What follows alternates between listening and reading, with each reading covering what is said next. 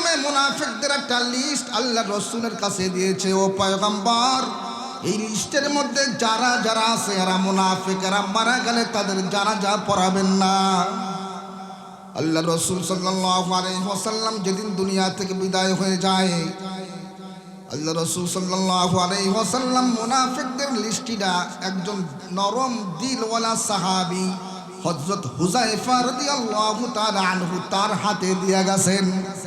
আর বলে গেছেন, ও হুযায়ফা, এই লোকগুলা মারা গেলে তুমি জানাজায় যাবে না। আর একটা কথা হলো, এই লিস্টটা কখনো প্রকাশ করবা না, লিস্ট প্রকাশ করবা না। এরা মারা গেলে তাদের কোনো জানাজায় তুমি যাবা না। হযরত যায়েদ ইবনে আকরাম রাদিয়াল্লাহু তাআলা আনহু আল্লাহ রাসূল সাল্লাল্লাহু আলাইহি ওয়াসাল্লামের কাছে যে বললেন, ইয়া রাসূলুল্লাহ, ইয়া হাবিবাল্লাহ, আমাদের সম্পর্কে, আপনার সম্পর্কে এই আব্দুল্লাহ ইবনে উবাই এই কথা বলছে। আল্লাহ রাসূল সাল্লাল্লাহু আলাইহি ওয়াসাল্লাম লোকের মাধ্যমে আব্দুল্লাহ ইবনে উবাইকে ডাকছে, তুমি কি এই কথাগুলো বলছো? ইয়া রাসূলুল্লাহ, ইয়া হাবিবাল্লাহ, না, এটা তো হতেই পারে না। সমাজে কিছু লোক আছে মিথ্যা কথা এমনভাবে গুছাইয়া বলবে যে সত্যবাদী তাকেই মিথ্যা প্রমাণ করে ছাড়ে। কি বলেন, আছে না নাই? এগুলো নতুন কিছু নাই। এখন যায়েদ ইবনে আকরাম রাদিয়াল্লাহু তাআলা আনহু বয়স কম, ছোট মানুষ। আমরা অনেক সময় ছোটদেরকে বলি, আর বাদ দে, তার কথার কোনো গ্রহণযোগ্যতা আমরা অনেক সময় রাখি না। কি বলেন, ঠিক না বেঠিক? আল্লাহ রাসূল সাল্লাল্লাহু আলাইহি ওয়াসাল্লাম আব্দুল্লাহ ইবনে উবাইয়ের কথাই বিশ্বাস করলেন। তো যায়েদ বিন আকরাম রাদিয়াল্লাহু তাআলা আনহু বাড়িতে যাইয়া মনটা খারাপ, আজকে আমি সত্যবাদী কিন্তু দোষীতে সাব্যস্ত হইলাম, দোষী প্রমাণ হইলাম, মনটা খুব খারাপ। হযরত যায়েদ বিন আকরাম রাদিয়াল্লাহু তাআলা আনহু তার চাচা দেখে বাতিজার মনটা খারাপ, জিজ্ঞেস করে, কি ব্যাপার, তুমি মনে কষ্ট পেয়েছো, মনটা বড় খারাপ। লম্বা ঘটনা। এর মধ্যে আল্লাহ রাসূল সাল্লাল্লাহু আলাইহি ওয়াসাল্লামের কাছে সূরা মুনাফিকুন নাজিল হইল। জোরে বলেন সুবহানাল্লাহ। ইযা জাআকাল মুনাফিকুনা ক্বালু নাশহাদু ইন্নাকা লারাসূলুল্লাহ ওয়াল্লাহু ইয়ালামু ইন্নাকা লারাসূলুহু ওয়াল্লাহু ইয়াশহাদু ইন্নাল মুনাফিকুনা লাকাযিবুন। আল্লাহ রাব্বুল আলামিন বলে দিলেন, যারা আপনার সামনে যা বলে এটা আসলে সত্য না, আপনাকে আল্লাহ রাসূল বলে স্বীকার করে, আমি আল্লাহ ভালো করে জানি আসলে তারাই মিথ্যাবাদী। আল্লাহ রাব্বুল আলামিন ওহী নাজিল করলেন। তো যাই হোক, এই আব্দুল্লাহ ইবনে উবাই যেদিন দুনিয়া থেকে বিদায় হয়ে গেছে, তার সন্তান আব্দুল্লাহ ইবনে উবাই ইবনে সুলুল আল্লাহ রাসূল সাল্লাল্লাহু আলাইহি ওয়াসাল্লামের কাছে আসে, এসে বলে, ইয়া রাসূলুল্লাহ, ইয়া হাবিবাল্লাহ, আমার বাবা তো দুনিয়া থেকে বিদায় হয়ে গেছে, জানি আপনি তার উপর নারাজ, তারপরও আমার আবদার, আমার বাবার ইচ্ছা ছিল আপনারা একটা জামা দিয়া তার কাফনের কাফন বানাবে, আপনারা একটা জামা দেন এবং আমার বাবার জানাজাটা আপনিই পড়াবেন। আল্লাহ রাসূল সাল্লাল্লাহু আলাইহি ওয়াসাল্লাম একটু জামা দিলেন। এরপরে যখন নাকি জানাজা পড়াবার জন্য আল্লাহ রাসূল বের হলেন, হযরত ওমর রাদিয়াল্লাহু তাআলা আনহু দুই হাত এইভাবে করে আল্লাহ রাসূলের সামনে দাঁড়ায় গেলেন, ইয়া রাসূলুল্লাহ, ইয়া হাবিবাল্লাহ, আপনি কার জানাজায় যান? তিনি না মুনাফিক। আল্লাহ রাসূল সাল্লাল্লাহু আলাইহি ওয়াসাল্লাম তো দয়ার নবী, কি বলেন, কথা ঠিক না ভাই? ঠিক। আল্লাহ রাসূল সাল্লাল্লাহু আলাইহি ওয়াসাল্লাম বলেন, ও ওমর, আল্লাহ রাব্বুল আলামিন তো আমাকে সরাসরি নিষেধ করে নাই, যাই। হুজুর সাল্লাল্লাহু আলাইহি ওয়াসাল্লাম যে জানাজার ইমামতি করলেন,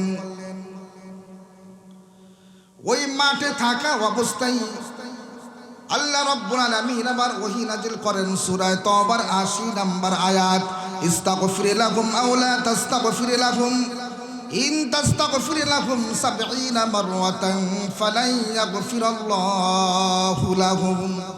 ও পয়গম্বর, আপনি তার জন্য ক্ষমা প্রার্থনা করা আর না করা একই কথা।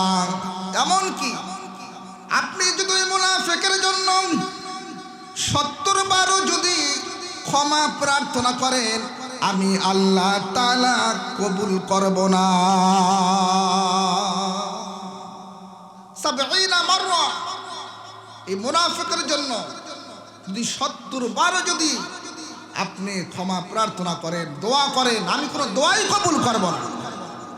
যেই রসুলের দোয়া আল্লাহ তাআলা কখনো ফিরান না, আর সেই মুনাফিকের সম্পর্কে আল্লাহ রাব্বুল আলামিন বড় শক্ত হয়ে গেলেন। বলেন মুনাফিক এটা ভালো না খারাপ? এই মুনাফিকি স্বভাব আমাদের মধ্যে আছে না নাই? বলেন বলেন, আছে না নাই? এগুলো দূর করা লাগবে কি লাগবে না? নতুন করে বলে দিলেন, ও পয়গম্বর, আজকে থেকে আর কখনো কোনো মুনাফিকের জানাজা পড়াবেন না, এমনকি তাদের কবর জিয়ারতও করবেন না। তাদের কবর জিয়ারতও করবেন না।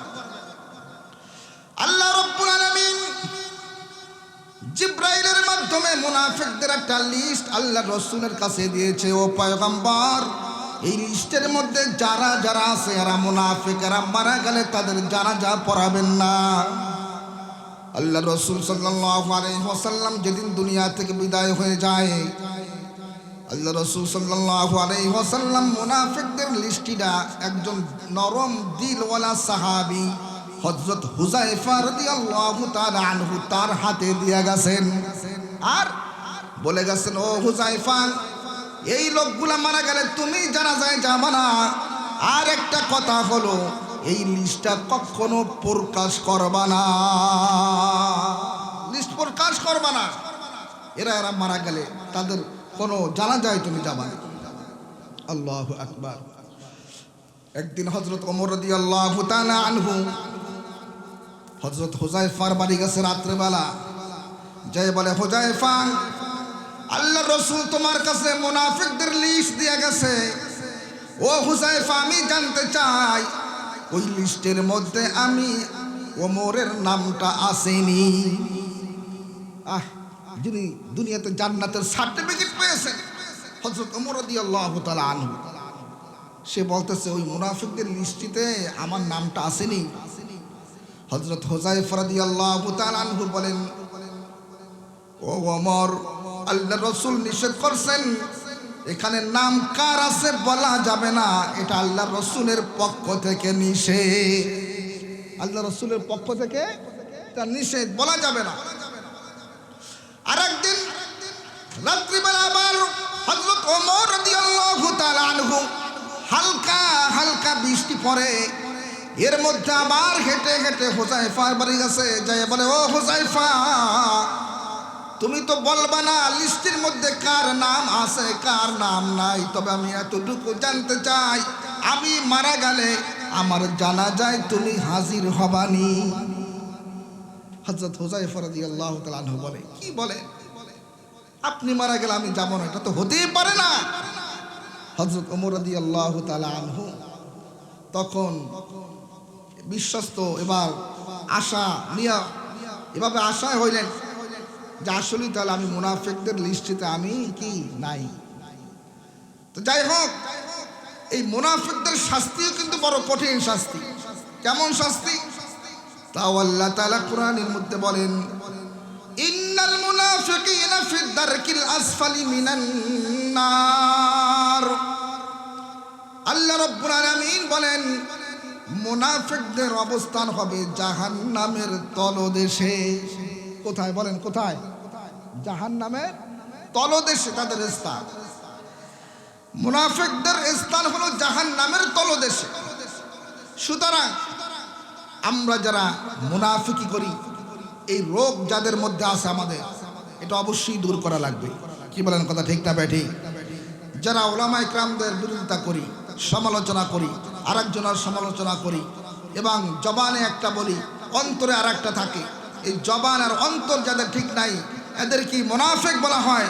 সুতরাং আল্লাহ রাব্বুল আলামিন আমাদের এই মুনাফিকি যদি কারোর মধ্যে থাকে এগুলা দূর করার তৌফিক দান করুক, সকলে বলি আমিন।